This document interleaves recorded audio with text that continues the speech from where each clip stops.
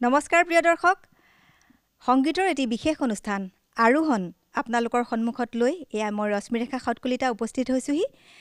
আৰোহণ এনে এক বিশেষ অনুষ্ঠান যি অনুষ্ঠান আমাৰ ডিব্ৰুগড় দূৰদৰ্শন কেন্দ্ৰৰ তৰফৰ পৰা এক সুন্দৰ প্ৰচেষ্টা। কাৰণ আমি সকলোৱে জানো আমাৰ সমাজৰ চৌদিশে বিভিন্ন প্ৰতিভা লুকাই আছে, যিসকলে বিভিন্ন ক্ষেত্ৰত, সংগীত বুলিয়ে নহয় বিভিন্ন ক্ষেত্ৰত, কিন্তু আমাৰ ডিব্ৰুগড় দূৰদৰ্শনে বাছি লৈছে সংগীতৰ ক্ষেত্ৰখনক। গতিকে বহু প্ৰতিভা লুকাই আছে যিসকলে এখন উপযুক্ত মঞ্চ পোৱা নাই, ইতিমধ্যে তেওঁলোকে অপেক্ষা কৰি আছে।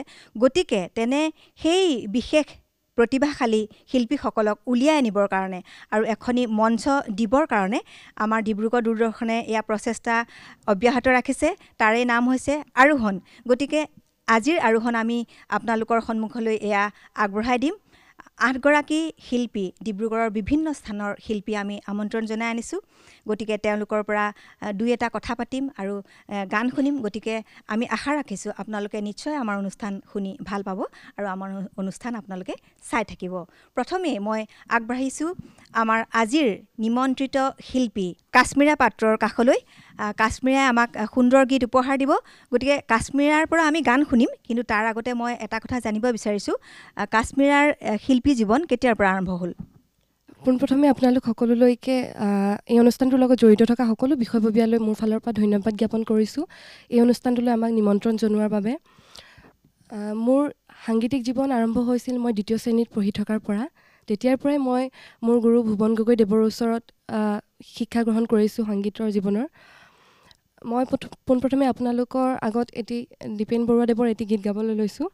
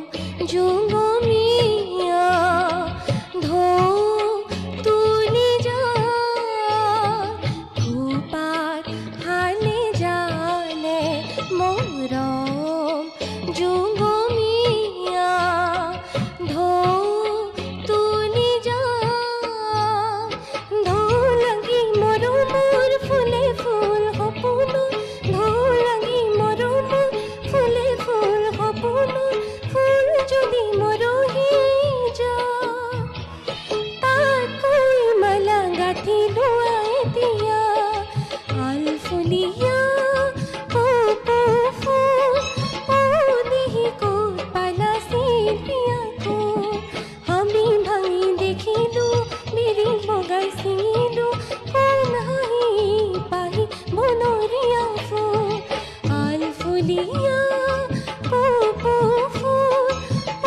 দেহি ক'ত পালা চিপিয়া ক'ত আলফুলীয়া কপৌ ফুল দেহি ক'ত পালা চিপিয়া ক'ত আলফুলীয়া কপৌ ফুল দেহি ক'ত পালা চিপিয়া ক'ত। সুন্দৰ কাশ্মীৰা পাত্ৰই এটি সুন্দৰ গীত আমাক উপহাৰ দিলে। ধন্যবাদ জনালোঁ কাশ্মীৰা, তোমাৰ সংগীতৰ জীৱনৰ উন্নতি কামনা কৰিলোঁ। ধন্যবাদ। আমি এতিয়া আগবাঢ়াইছোঁ আমাৰ অন্য এগৰাকী শিল্পী নিশাল চুংক্ৰাঙৰ কাষলৈ। তেখেতে এতিয়া আমাক সুন্দৰ গীত উপহাৰ দিব। নিশাল এতিয়া আমাক কি গাই শুনাব? মই প্ৰবীণ বৰাৰ ভাল পাব খোজো আকৌ এবাৰটো গাম।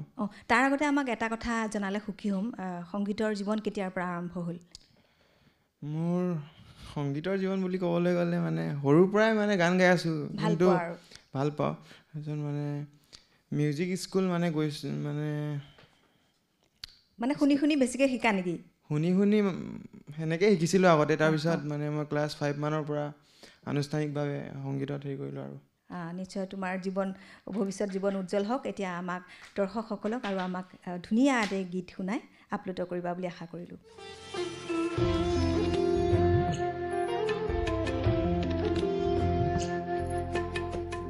এতিয়া যে তুমি দূৰ ধুৱাতেই গৰিছে মোৰ হৃদয় ৰঙী ফাগুন চুকাই নিজকে নিজে আঁকিছো সপোন তুমি যে মোৰ আপোন তোমাতেই হেৰাও মই ধাৰাসাৰ তোমাকে বিচাৰো প্ৰতিবাৰ ভাল পাব খোজো পাব খোজো আকৌ এবাৰ ভাল পাব খোজো আকৌ এবাৰ।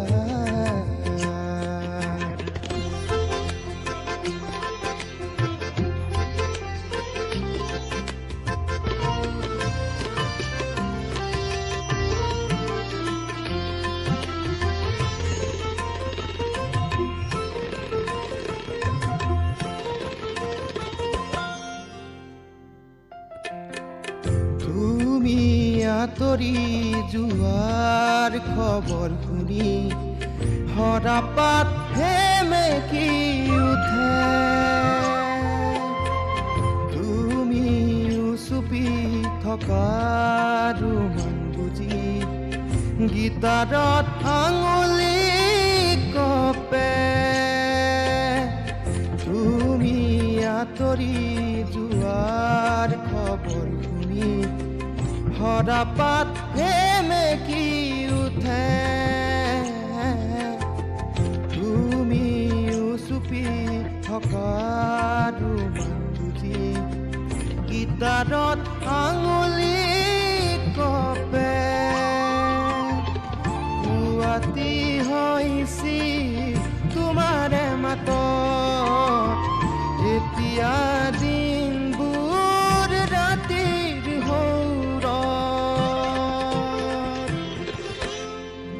এতিয়া যে তুমি দূৰ ধুৱাতেই গলিছে মোৰ হৃদয় ৰঙী ফাগুন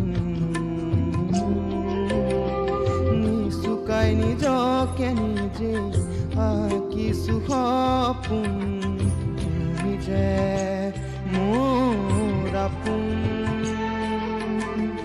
তোমাতেই হেৰাও মই ধাৰাসাৰ তোমাকেই বিচাৰো প্ৰতিবাৰ ভাল পাব খোজো ভাল পাব খোজো আকৌ এবাৰ ভাল পাব খোজো আকৌ এবাৰ। সঁচাকৈয়ে বহুত সুন্দৰ, খুব ভাল লাগিল নিশাল।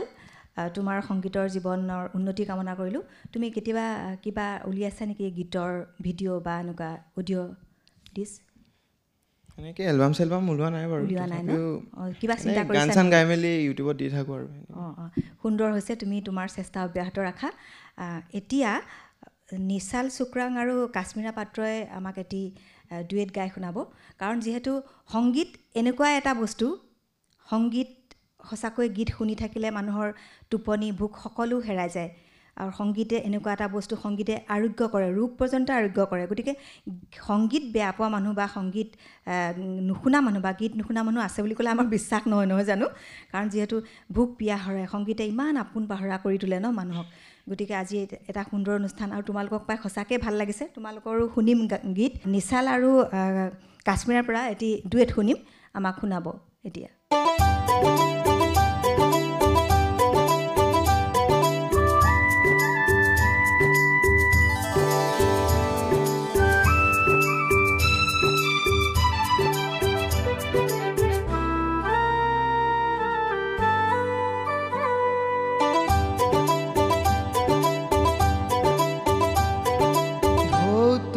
নাছিলে বুকু দেখি কাৰোৰিনি চকু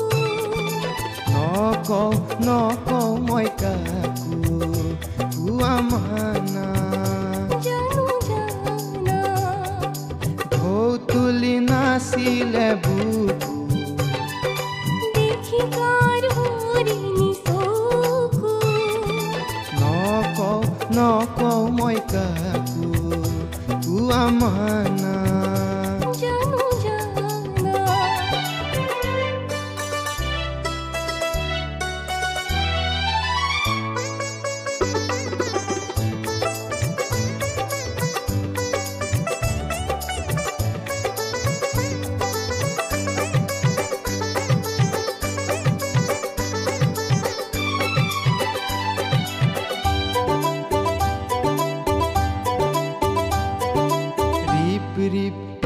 লাগি হালে জালে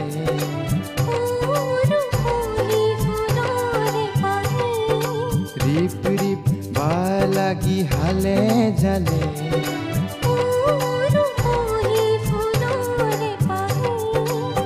কাৰেনো দৰদি চানি কৰিছে কাৰেনো দৰদি চানি কৰিছে ইছাতি বিছাতি হিয়াও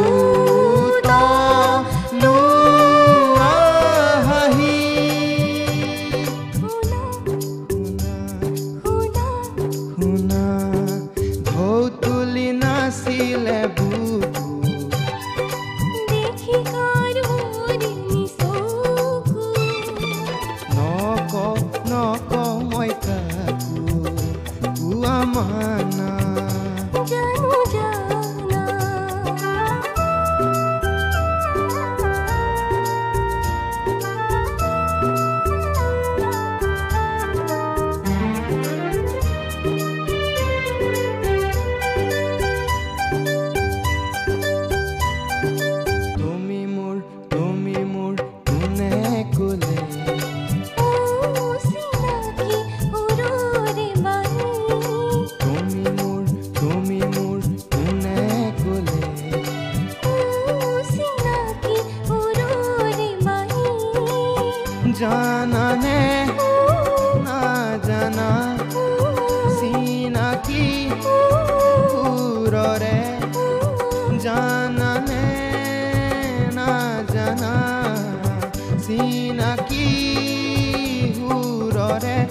সিটি বাজিলে তুমি দেখা দিয়াহি জানা জানা জানা জানা ঢৌ তুলি নাচিলে বুকু দেখি কাৰ হৰিণী চকু নকওঁ নকওঁ মই কাকো কোৱা মানা জানো জানা কোৱা মানা জানো জানা কোৱা মানা জানো জানা ধন্যবাদ ধন্যবাদ সঁচাকৈয়ে নিশাল আৰু কাশ্মীৰাৰ দ্বৈত কণ্ঠৰ গীতটি শুনি সঁচাকৈয়ে খুব ভাল লাগিল তোমালোকৰ নিশ্চয় ভাল লাগিল নহয় জানো আৰু এতিয়া মই কাৰ কাষলৈ যাম বাৰু এতিয়া মই ডিম্পল নাথৰ কাষলৈ আহিছোঁ তুমি কেতিয়াৰ পৰা গীত গাবলৈ আৰম্ভ কৰিলা ক'বলৈ গ'লে সৰুৰ পৰাই মই গান গাওঁ আৰু মোৰ গান গোৱাৰ ধাউতিটো মই পাইছোঁ পোনপ্ৰথমে মোৰ মাৰ পৰা মায়ে শিকাইছিলে গান পোনপ্ৰথমে তাৰপাছত মই সৰুৰ পৰা গান গাই গাই ক্লাছ 5ত আনুষ্ঠানিকভাৱে শাস্ত্ৰীয় সংগীতৰ শিক্ষা ল'লোঁ মোৰ শিক্ষাগুৰু ভুৱন গগৈ ছাৰৰ ওচৰত হয় জানি ভাল তেনেকৈ লাগিলে। আগবাঢ়িলোঁ গানৰ দিশত গোৱা এতিয়া কি শুনাবা এতিয়া মই আপোনালোকৰ আগত কুইন দাস বাইদেউৰ গীত এটি গাবলৈ লৈছোঁ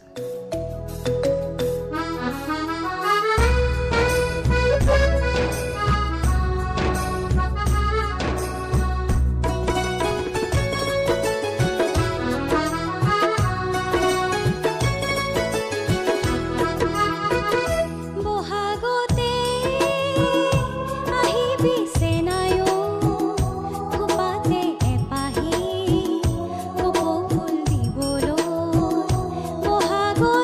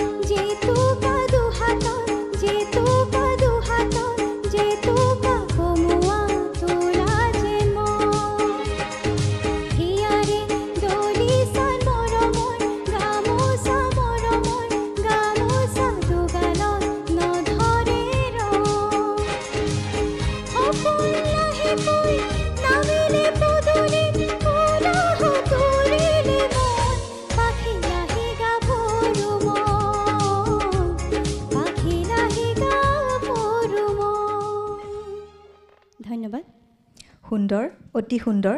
ধন্যবাদ ডিম্পলে সুন্দৰ গীত গাই আমাক মন মুহিলে। গতিকে আমি আশা ৰাখিছোঁ ডিম্পলৰ সংগীত জীৱন সুন্দৰ হওক, ভৱিষ্যতে আগুৱাই যাওক, সুন্দৰ সুন্দৰ গীত আমাৰ সকলোকে উপহাৰ দিয়ক।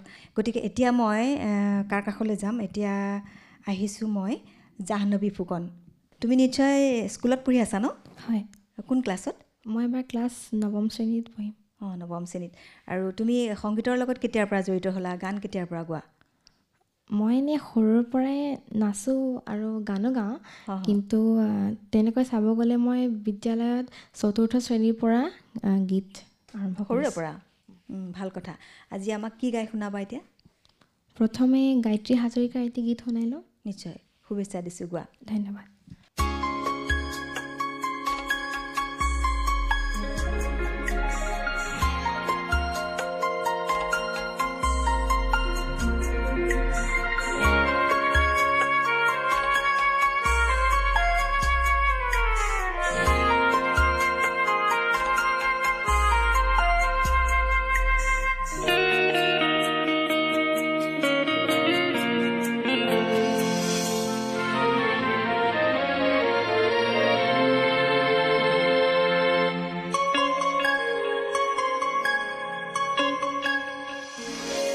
খৰা পাতে পাতে ফাগুন নামে পলাশৰে ৰং ৰাঙলী বতাহে কানে কানে কলে নহবা উদাস অভিমানী ভাল লাগে মোৰ কিয়নো চাই পচোৱা বতাহৰ ধেমালি মন যায় মোৰ ধূলিৰে উমলি পলাশৰ ৰঙতে ৰাঙলী বতাহে কানে কানে কলে নহবা উদাস অভিমানী হৰা পাতে পাতে ফাগুন নামে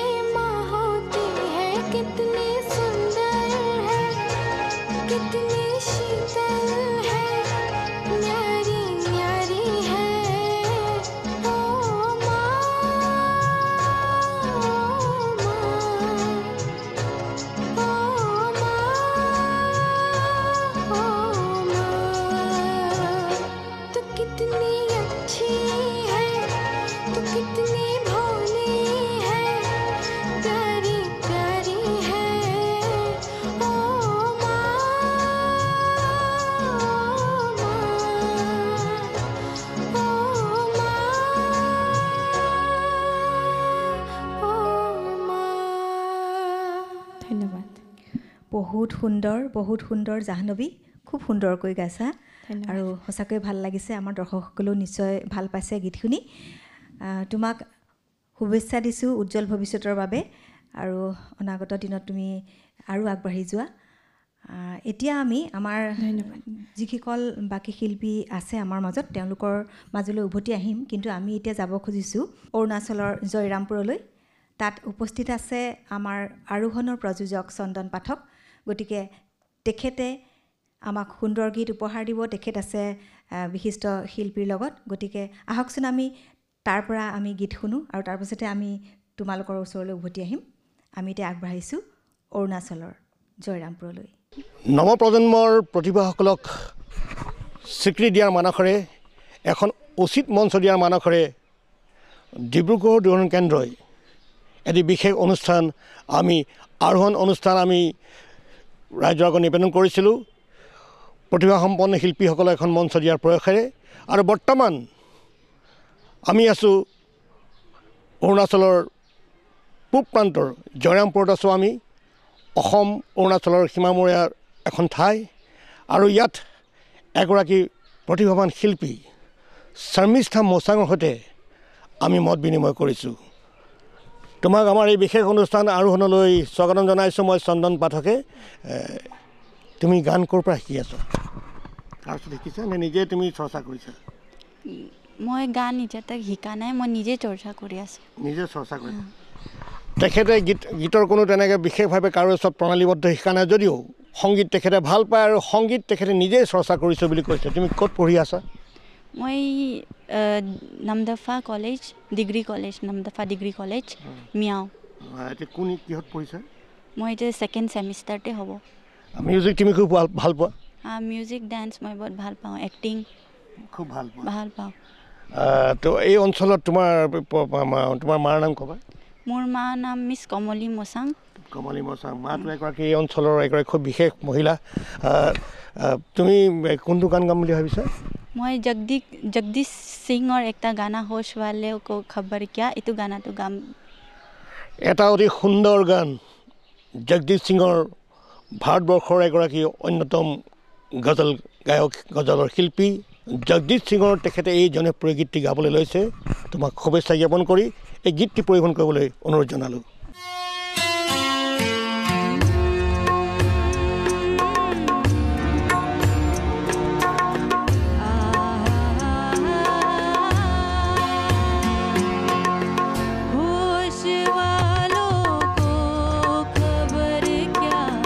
बेखुदी